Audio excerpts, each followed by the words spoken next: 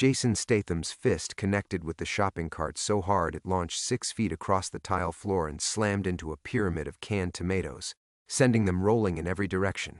The biggest guy in the group, a thick-necked piece of work in a sleeveless shirt, had exactly 1 second to process what just happened before Statham closed the distance between them with 2 quick steps. What happened in the next 11 minutes inside that grocery store would become neighborhood legend, a story whispered about for decades by every cashier, stockboy, and customer who was there to see it unfold.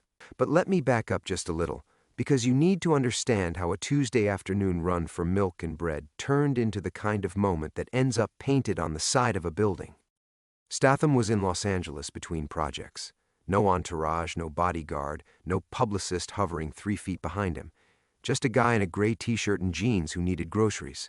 He'd pulled into the parking lot of a mid-sized grocery store off Ventura Boulevard, the kind of place that sells organic bananas next to discount cereal. Nothing fancy, nothing special. He grabbed a basket, not even a full cart, and walked in through the automatic doors. Now here's the thing about Jason Statham that people forget. On screen, he's jumping off buildings and roundhouse kicking guys through plate glass windows. But in real life, the man trained as a competitive diver for England's national team. He practiced martial arts for years, not movie martial arts where they pull punches and add sound effects in post, but actual combat training. Brazilian jiu-jitsu, kickboxing, the works. He carries himself with that quiet density that people who actually know how to fight always have. Believe me, you can spot it if you know what to look for.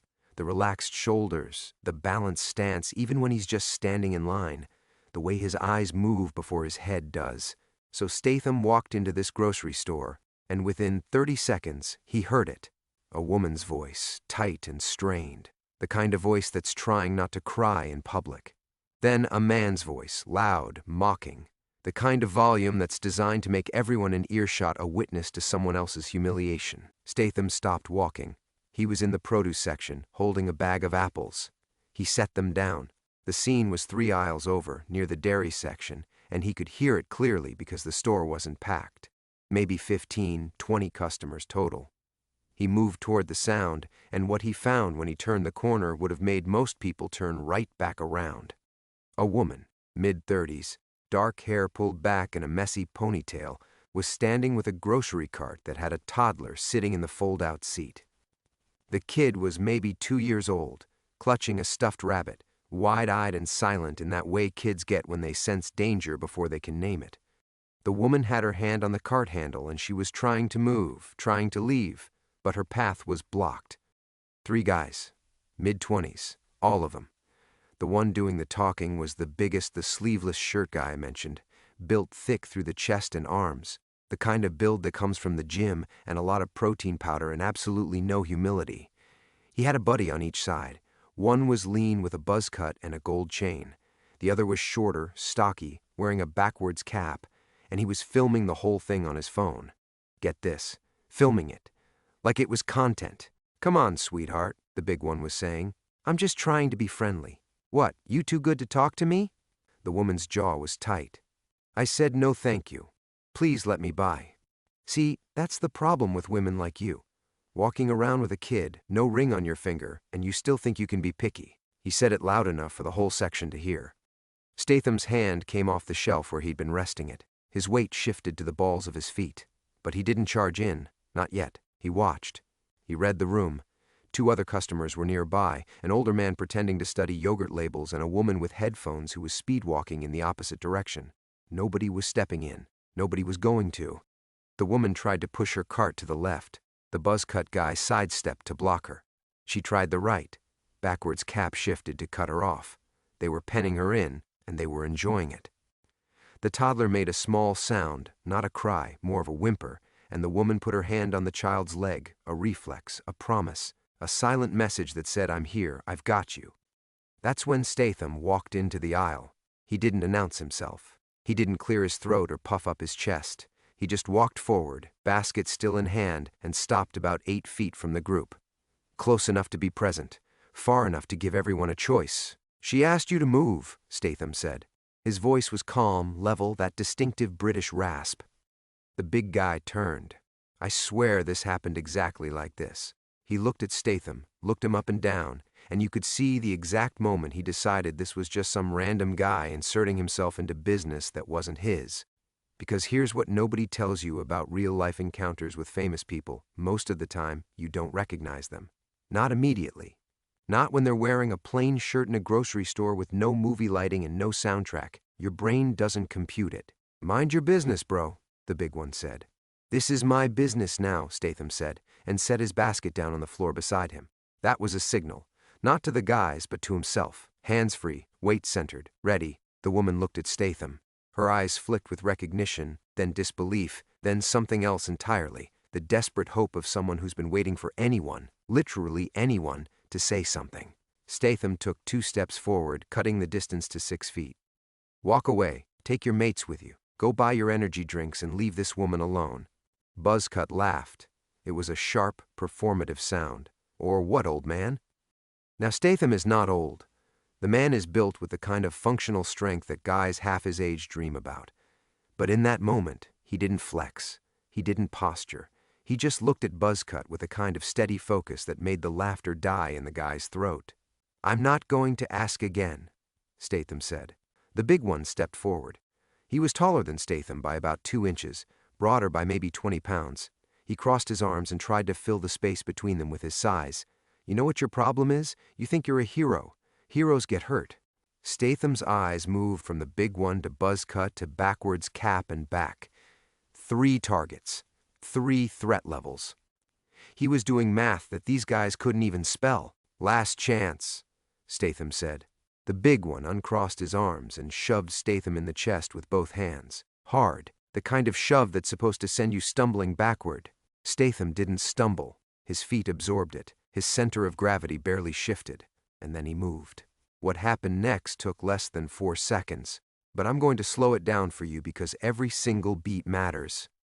Statham grabbed the big guy's right wrist with his left hand, twisted it outward, and stepped to the side in one fluid motion.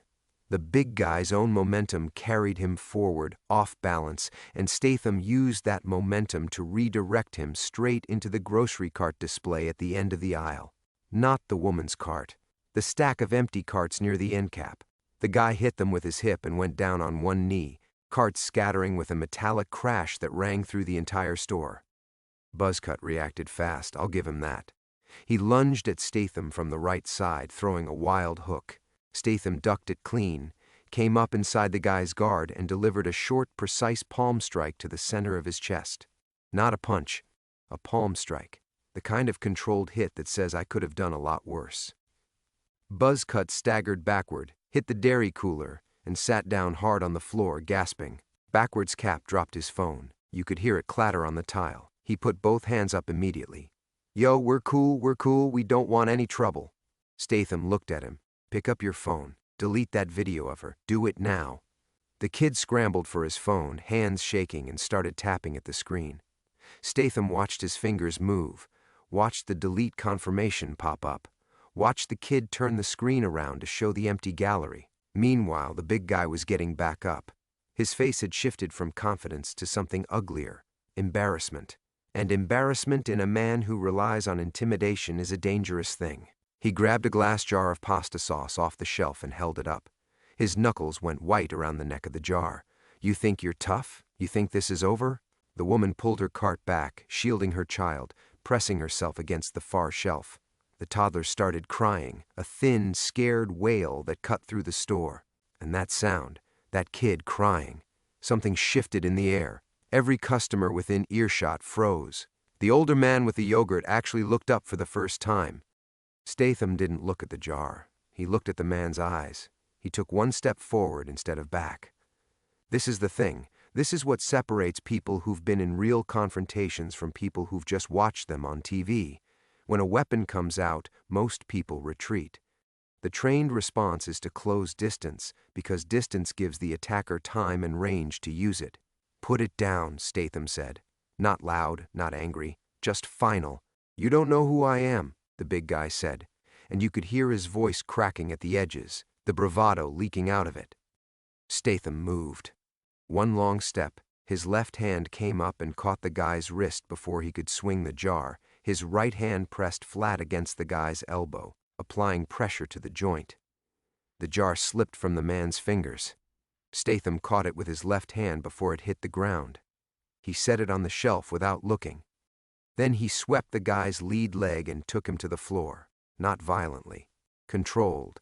The big guy landed on his back with a thud, the air knocked out of him, and before he could roll or scramble, Statham had a knee beside his head and a hand flat on his chest, pinning him there with body weight and leverage. The store had gone dead quiet. No music on the speakers, no beeping from the registers, nothing. Statham leaned down, and what he said next was barely above a whisper.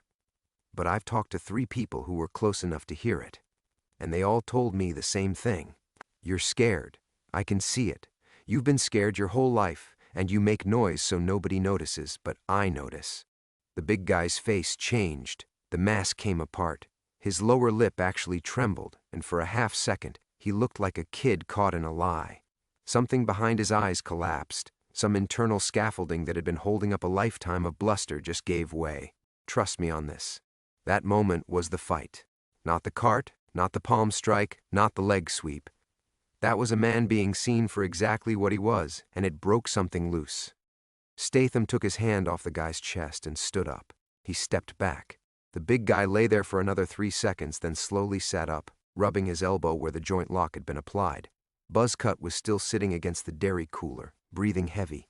Backwards Cap was standing there with his phone at his side, not filming, not moving, just staring. "Get up," Statham said to the big one. "All 3 of you. Walk to the front of the store. Walk out the door. Don't come back today." The big guy stood. He didn't make eye contact. He walked. His 2 friends followed, and not one of them said a single word on the way out. The automatic doors whooshed open, and then they were gone, swallowed by the parking lot and the afternoon sun. Statham turned to the woman. She was standing there, hand still on her child's leg, tears running down her face. Not sobbing, not hysterical, just the quiet overflow of relief and shock, and the specific kind of exhaustion that comes from being a target and suddenly being safe. "You all right?" Statham asked. She nodded, wiped her cheek with the back of her hand. "Thank you. I didn't know what they were going to do." "Nothing," Statham said. "They were never going to do anything. They just didn't know that yet." Toddler had stopped crying. The kid was staring at Statham with those big, post-tears eyes, still clutching the stuffed rabbit, and then did something that cracked the entire moment wide open.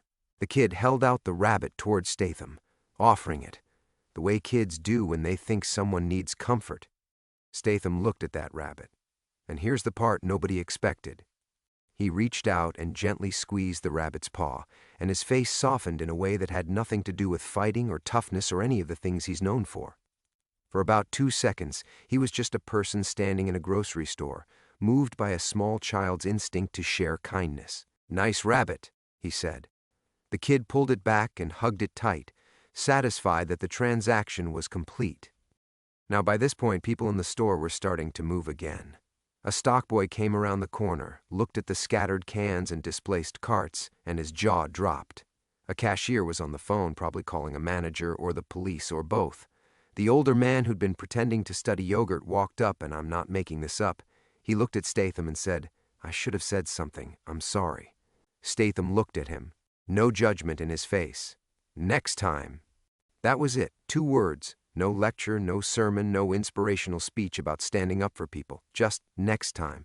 And the old man nodded and walked away carrying that weight with him. The manager appeared, a woman in her 40s with a name tag that said Linda, moving fast, radiating stress. "Sir, what happened here? Are you okay? Is anyone hurt?" "Nobody's hurt," Statham said. "Some cans fell. Those 3 blokes who just left were harassing this woman and her child. You might want to check your security footage." Linda looked at Statham. The recognition hit her mid-sentence. Her mouth opened, closed, opened again. Wait, you're..." "Just a customer," Statham said. He picked his basket up off the floor. "Do you have any of those cans of diced tomatoes left? Or did I destroy the whole lot?" Linda let out a nervous laugh that broke some of the tension. She pointed toward aisle 6. Statham nodded and started walking. But the woman, the young mother, she called after him. "Wait, please." Statham stopped and turned. She took a breath. Her hands were still shaking slightly, but her voice was steady.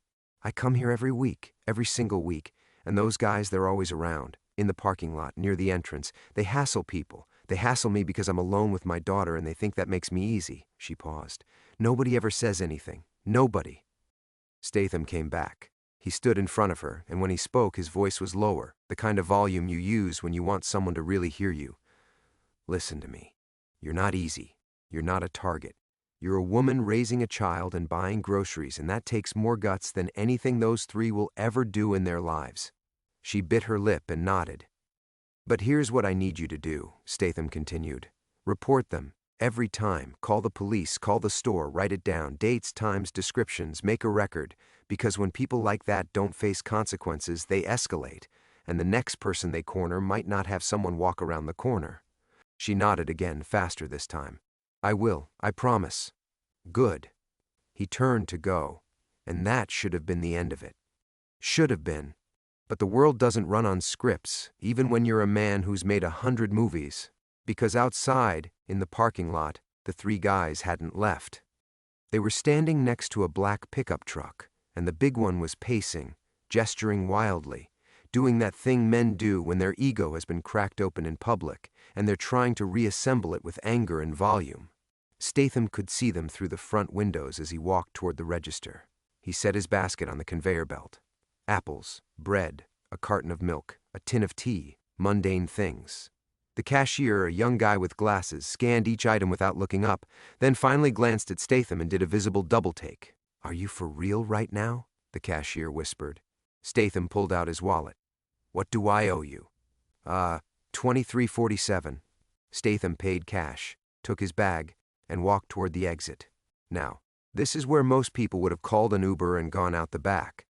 This is where most people would have asked security for an escort or waited inside for the guys to leave. Mark my words, what Statham did next is the reason this story became what it became. He walked straight out the front door. The three guys saw him immediately. The big one stopped pacing. Buzzcut straightened up from where he'd been leaning on the truck. Backwards Cap took a step back.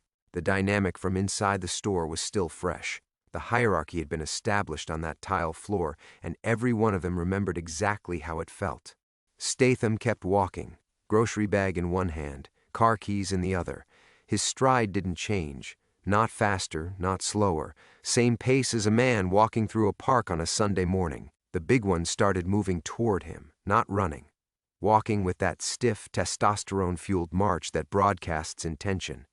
His friends didn't follow immediately. That was telling. Statham stopped, set the grocery bag down on the curb, stood up straight. "You embarrassed me in there," the big one said. His voice was raw, stripped of the earlier performance. This was different. This was personal. "You embarrassed yourself," Statham said. The big one's hands were balled into fists at his sides. His chest was heaving. And then something happened that nobody expected, least of all his two friends. He started talking. "You don't know what it's like," he said, and his voice cracked.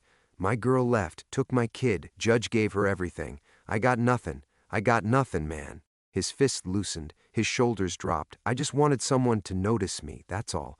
I just wanted to feel like I mattered for 5 minutes. No lie. This is what he said, right there in the parking lot. And Statham, the same man who'd put this guy on the floor 90 seconds earlier, looked at him and didn't say anything for a long beat. He just stood there and let the silence hold space for what had just been said. Then Statham took a step forward. Not aggressively, slowly.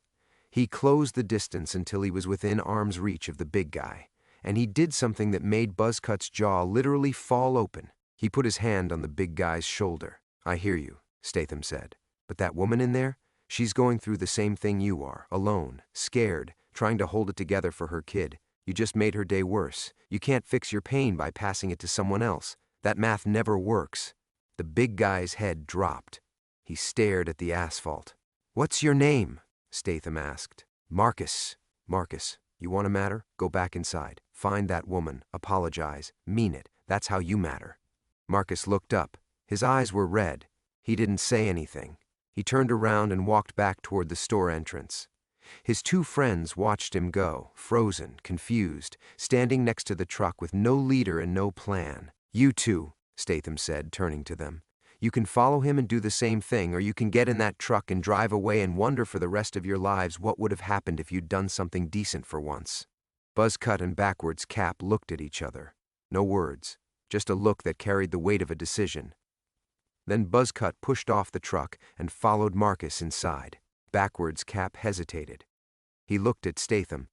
"Are you really him? Like for real?" Statham picked up his grocery bag. "Go apologize." The kid went. Now, what happened inside that store when those three walked back in and found the woman? That part of the story I got from Linda, the manager. Because Statham didn't witness it. He was already in his car by then. Marcus approached the woman. She saw him coming and her whole body went rigid. She pulled her cart back, put herself between him and her daughter, and her face went pale. But Marcus stopped a good 10 feet away. He held his hands up, palms open. "I'm sorry," he said, and his voice broke on the second word. "I'm sorry for what I did in there, for what I said. You didn't deserve any of that. Your kid didn't deserve to see that. I'm sorry." The woman stared at him. She didn't respond right away. She was processing, recalibrating, trying to figure out if this was real or another game. Then Buzzcut came around the corner. "Me too, I'm sorry, we were wrong." Backwards Cap appeared last, phone nowhere in sight. "I'm sorry, ma'am." The woman's grip on the cart handle loosened by 1 degree. She looked at all three of them, and what she said was the most perfectly human response I've ever heard in a story. "Don't do it to anyone else." That's all she said. She didn't forgive them. She didn't thank them. She redirected it outward, toward every other person who might stand where she'd been standing. And Marcus nodded, and the three of them walked out, and the automatic doors closed behind them, and that was the last time any of them were seen in that store. Linda checked. They never came back. The story got out, of course. No video survived since Statham had made the kid delete it. But a cashier tweeted about it. A customer posted on a local community Facebook group. Linda told her family, and her cousin worked at a local news station.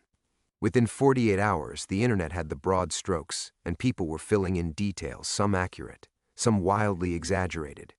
Somebody claimed Statham had thrown a man through a freezer case. Somebody else said he'd karate-kicked 3 guys simultaneously. The real story was better than all of that, because the real story wasn't about fighting. It was about something harder than fighting. A reporter tracked down the woman about a week later. She declined to give her name but agreed to a brief statement. She said, "A stranger stood up for me when no one else would. He didn't do it for cameras. He didn't do it for attention. He just did it. I go to that store every week now and I'm not afraid anymore. That's what he gave me." When asked about it during a press junket for his next film, Statham said almost nothing. The interviewer pushed, "Is it true you confronted 3 men in a grocery store?" Statham leaned back in his chair, ran a hand over his jaw and said, "I bought some apples." The interviewer laughed. Statham didn't. He moved on to the next question. "Here's what sticks with me about this whole thing, and I want you to sit with this for a second. There are 7 billion people on this planet, and on any given day, in any given grocery store, someone is being made to feel small. Made to feel like they don't matter, like their space isn't their own, like existing while alone or female or outnumbered is some kind of invitation.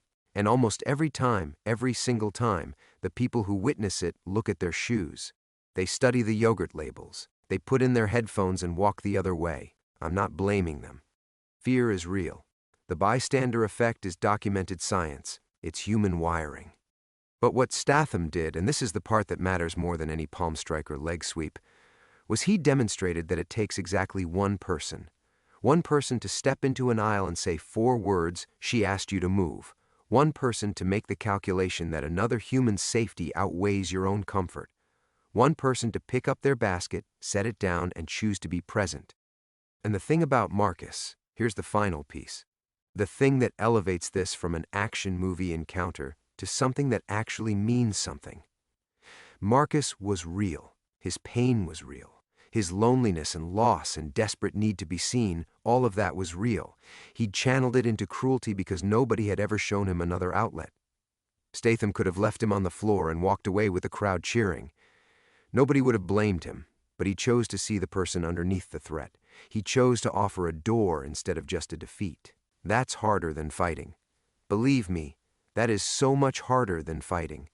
Now, if this story hit you somewhere, if you're still thinking about that woman gripping her cart, or that toddler holding out a stuffed rabbit, or Marcus with his head hanging in a parking lot trying to find his way back to being human, then hit that subscribe button. I tell stories here that matter, stories about real moments where ordinary days crack open and reveal something extraordinary underneath. Subscribe so you don't miss the next one. Because here's how it ends. 6 months later, a regular at that grocery store noticed something new near the entrance. A small bulletin board that Linda, the manager, had installed. Community resources, domestic violence hotline, free legal aid, parenting support groups, food bank information. At the top of the board, in simple black letters on a white card, it said, "You are not alone." Linda told a reporter she put it up the week after the incident. She said watching that whole thing unfold, the harassment, the intervention, the apology, it made her realize that her store wasn't just a place that sold groceries. It was a place where people came every day carrying things nobody could see, and maybe, just maybe, the space itself could do more than sell cereal and bananas. Nobody made a movie about it. Nobody organized a charity gala. A woman put up a bulletin board in a grocery store, and it mattered. And somewhere in Los Angeles, a man who makes a living pretending to fight on camera proved that the most powerful thing you can do in a real confrontation isn't a kick, a strike, or a clever hold. It's standing still in front of someone's pain and refusing to look away. Jason Statham walked into a grocery store for milk and bread and walked out without either one, because he'd left his bag on the curb during the parking lot conversation and forgot to grab it. He had to go to a different store on the way home. That part makes me laugh every time. But the woman went back the next week, and the week after that, and she told Linda that for the first time in a long time she felt like the world had her back. Not because a famous person had rescued her, but because someone, anyone, had simply refused to walk the other way. That, right there, is the whole thing. That's the entire story boiled down to its core. One person decided that someone else's safety mattered more than minding their own business. One person set down their shopping basket and said enough. And a single mother and her daughter got to finish buying groceries without being afraid. They say legends are built on battlefields and in arenas, in stadiums and on mountaintops. But sometimes, every once in a while, a legend gets built in aisle 7 of a grocery store on a Tuesday afternoon when a guy in a gray t-shirt decides that 4 simple words are worth whatever comes next. She asked you to move, and the world did.